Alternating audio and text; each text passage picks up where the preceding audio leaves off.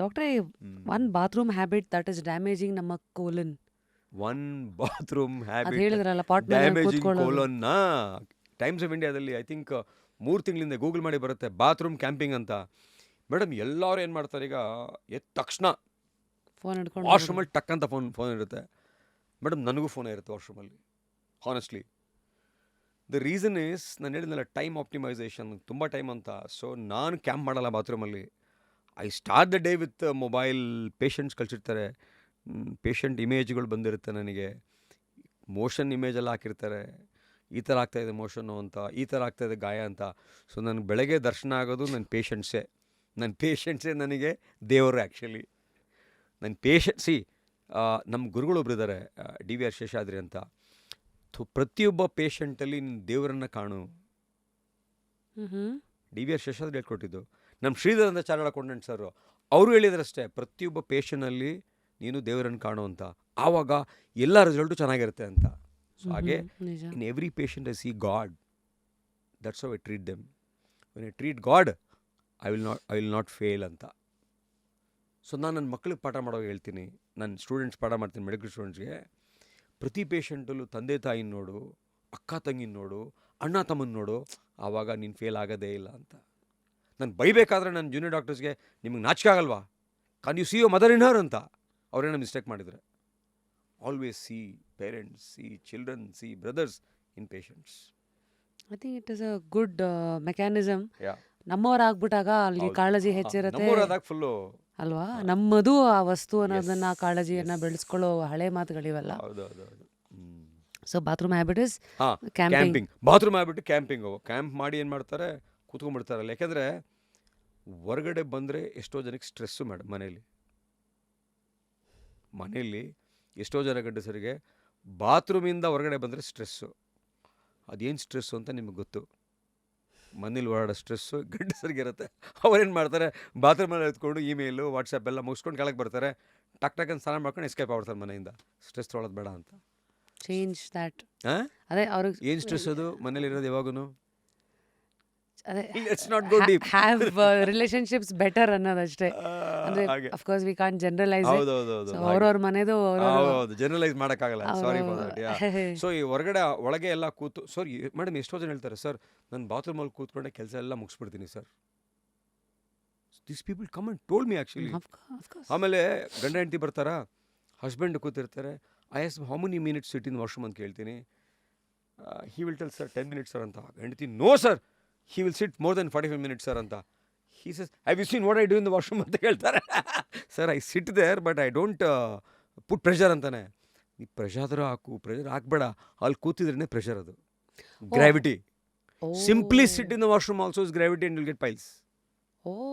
So bathroom camping, ಬಾತ್ರೂಮಲ್ಲಿ ಕೂರೋದು very dangerous it is. So ಕೆಲಸ ಮುಗಿಸ್ಕೊಂಡು ಬರ್ತಾರಿ. ಇನ್ನೊಂದು ಡಿಸ್ಅಡ್ವಾಂಟೇಜ್ ಮೇಡಮ್, ಈಗೆಲ್ಲ ಯುರೋಪಿಯನ್ ಕಮೋಡ್ ಆಗ್ಬಿಟ್ಟಿದೆ. ಹಂಗಂದ್ರೆ ವೆಸ್ಟರ್ನ್ ಕಮೋಡ್ ಆಗ್ಬಿಟ್ಟಿದೆ ಈಗ ಮೇಡಮ್. ಈ ಬಾತ್ರೂಮ್ ಅಂತಿರಲ್ಲ, ಈ ಟಾಯ್ಲೆಟ್ ಇದೆಯಲ್ಲ, Indian toilet versus toilet actually that's also culture madam. Toilet is also a culture.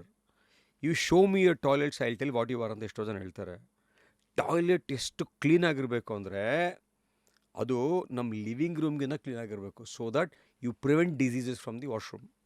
ಕೆಲವು ಟಾಯ್ಲೆಟ್ಗೆ ಹೋದರೆ ಹಿಂಗೆ ಹಿಡ್ಕೋಬೇಕು ಮೇಡಮ್. ಆಫ್ಕೋರ್ಸ್. ಆಯಿತಾ. ಸೊ ನಮ್ಮ ಇಂಡಸ್ ವ್ಯಾಲಿ ಸಿವಿಲೈಸೇಷನ್, ನಮ್ಮ ಹರಪ್ಪ ಸಿವಿಲೈಸೇಷನಲ್ಲಿ, ಮೊಹೆಂಜೊದಾರೋದಲ್ಲಿ ಟಾಯ್ಲೆಟ್ಸ್ ಬಗ್ಗೆ ಎಕ್ಸ್ಪ್ಲೇನ್ ಮಾಡಿದ್ದಾರೆ. ಟಾಯ್ಲೆಟ್ ಯಾವ ದಿಕ್ಕಲ್ಲಿರಬೇಕು, ಯಾವ ದಿಕ್ಕಲ್ಲಿ ನೀರು ಹೋಗಬೇಕು, ಟಾಯ್ಲೆಟ್ ಎಲ್ಲಿರಬೇಕು, ಮನೆಯಿಂದ ಯಾವ ಭಾಗದಲ್ಲಿ ಟಾಯ್ಲೆಟ್ ಇರಬೇಕು ಅಂತ ಅಲ್ಲಿ ಟಾಯ್ಲೆಟ್ ಬಗ್ಗೆ they have told in those civilisation. But today we are not following it. ಹೀಗೆ ಮರ್ತ್ಬಿಟ್ಟಿವಿ ಟಾಯ್ಲೆಟ್ಸ್ ಬಗ್ಗೆ. ಈಗ ಎಲ್ಲ ಯುರೋಪಿಯನ್ ಕಮೋಡ್ ಆಗ್ಬಿಟ್ಟಿದೆ. ಹಿಂಗೆ ಸ್ಟ್ರೇಟಾಗಿ ಕೂರ್ತಾರೆ, ಹೋಗಲ್ಲ, ಪ್ರೆಷರ್ ಹಾಕ್ತಾರೆ, ಹಿಂಗೆ ಕೂತು news paper, book, iPad, phone ಎಲ್ಲ ಮಾಡ್ತಾ ಇರ್ತಾರೆ. ಕೆಳಗೆ ಟಾಯ್ಲೆಟ್ ಏನಾಗುತ್ತೆ ಅಂತಲೇ ಗೊತ್ತಾಗಲ್ಲ ಅವ್ರಿಗೆ. ಎಷ್ಟು ಸರಿ ರಕ್ತ ಹೋಗಿರುತ್ತೆ ಅವ್ರಿಗೆ ಗೊತ್ತಾಗಲ್ಲ. ಟಾಯ್ಲೆಟ್ ಕಲರ್ ಚೇಂಜ್ ಆಗಿರುತ್ತೆ, ಗೊತ್ತಾಗಿರಲ್ಲ. ಯಾಕೆ ಟಾಯ್ಲೆಟ್ ಕಲರಿಂದನೂ ಎಷ್ಟೋ ಕಾಯಿಲೆಗಳು ನಾವು ಡಯಾಗ್ನೋಸ್ ಮಾಡ್ತೀವಿ. ಆಯಿತಾ. ಹಾಗಾಗಿ ಮೊದಲಾಗಿದ್ದರೆ ಇಂಡಿಯನ್ ಕಮೋಡು ಅಲ್ಲೇ ಬಿದ್ದಿರ್ತಿತ್ತು, ಕಲರ್ ಕಾಣ್ತಿತ್ತು, ರಕ್ತ ಕಾಣ್ತಿತ್ತು, ಅದು ಗ್ರೀನ್ ಇದೆಯೋ, ವೈಟ್ ಇದೆಯೋ, ಎಲ್ಲೋ ಇದೆಯೋ, ಬ್ಲ್ಯಾಕ್ ಇದೆಯೋ ಗೊತ್ತಾಗ್ತಿತ್ತು. ಈಗೇನಾಗುತ್ತೆ, ಟಪಕ್ಕಂತ ನೀರಲ್ಲಿ ಬೀಳುತ್ತೆ, ನೀರಲ್ಲೆಲ್ಲ ಸ್ಪ್ರೆಡ್ ಆಗುತ್ತೆ, ಏನೂ ಗೊತ್ತಾಗಲ್ಲ. ಆಯಿತಾ. ಮೊದಲೇನು ಮಾಡ್ತಿದ್ರಿ ನಾವೆಲ್ಲ ಕೈ ಯೂಸ್ ಮಾಡ್ತಿದ್ರು, ಈಗ ಗನ್ ಇಟ್ಕೋತಾರೆ. ಸೊ ಆ ಜಾಗನೇ ಮುಟ್ಟಲ್ಲ. ಎಷ್ಟೋ ಜನಕ್ಕೆ ಪೈಲ್ಸ್ ಬಂದಿರುತ್ತೆ, ಅವ್ರಿಗೆ ಗೊತ್ತೇ ಆಗಲ್ಲ. ಎಷ್ಟೋ ಜನಕ್ಕೆ ಕ್ಯಾನ್ಸರ್ ಬಂದಿರುತ್ತೆ, ಅವ್ರಿಗೆ ಗೊತ್ತೇ ಆಗಲ್ಲ. ಎಷ್ಟೋ ಜನಕ್ಕೆ ಗ್ಯಾಸ್ಟ್ರೈಟಿಸು ಇಲ್ಲಿಂದ ಅಲ್ಸರ್ ಆಗಿ ಮೋಷನ್ ಕಪ್ಪಾಗಿರುತ್ತೆ, ಅವ್ರಿಗೆ ಗೊತ್ತೇ ಆಗಲ್ಲ. ಸೊ ಎಲ್ಲರಿಗೂ ಹೇಳ್ತೀನಿ, ಡೈಲಿ ನಿಮ್ಮ ಮೋಷನ್ ಕಲರ್ ವಾಚ್ ಮಾಡಿ, ಮೋಷನಲ್ಲಿ ರಕ್ತ ಇದೆ ವಾಚ್ ಮಾಡಿ. Very very important to watch the stools every day, otherwise you will miss something. Yes ಡಾಕ್ಟ್ರೆ, how to pull is our own stool ಅಂದರೆ without getting in detail, because ಅದರಲ್ಲೂ ಇವತ್ತು if you go and ask AI-ನಲ್ಲಿ ಅಥವಾ ಎಲ್ಲೋ 24 ಸಿಗುತ್ತೆ. But ಒಂದು 3 basics, like you know normal ಆಗಿದ್ರೆ what are the symptoms of a normal stool and abnormal stool. Regular ಆಗಿ yellowish brown normal stool. Dark blood ಹೋಯ್ತು, ಡಾರ್ಕ್ ಕಲರ್ ಆಯ್ತಾ, very important. ಸ್ಟೂಲಲ್ಲಿ ರಕ್ತ ಮಿಕ್ಸ್ ಆಯ್ತಾ, ವೆರಿ ಇಂಪಾರ್ಟೆಂಟ್. ವೈಟ್ ಇಶ್ಯೂ ಆಯ್ತಾ, very important. White ಇಶ್ stool, ಗಾಲ್ ಬ್ಲಾಡರ್ಸ್, liver ಕಾಯಿಲೆಗಳಿದ್ರೆ ಲಿವರಿಂದ ನಮಗೆ ಬೈಲ್ ಹೋಗುತ್ತೆ madam. ಆ ಬೈಲ್ ಇರಲ್ಲ, ಹಾಗಾಗಿ ವೈಟ್ ಇಶ್ ಆಗುತ್ತೆ ಸ್ಟೂಲ್ಸು. ಓ ಬೈಲ್ ಹೋದ್ಮೇಲೆ ಕಲರ್ ಚೇಂಜ್ ಆಗೋದು. ಓ ಎಲ್ಲೋ, ಹೌದು. ಹಾಗೆ ಪಿತ್ತಕೋಶ, ಪಿತ್ತ ನೆತ್ತಿಗೆ ಇರ್ತಾರಂತಲ್ಲ, ಹಂಗೆ ಪಿತ್ತ ಕೆಳಗೆ ಹೋಗದೆ ಹೋದ್ರೆ ವೈಟ್ ಆಗುತ್ತೆ. ಓಹೋ, ಹಾಗೆ. So these are all red flags. S.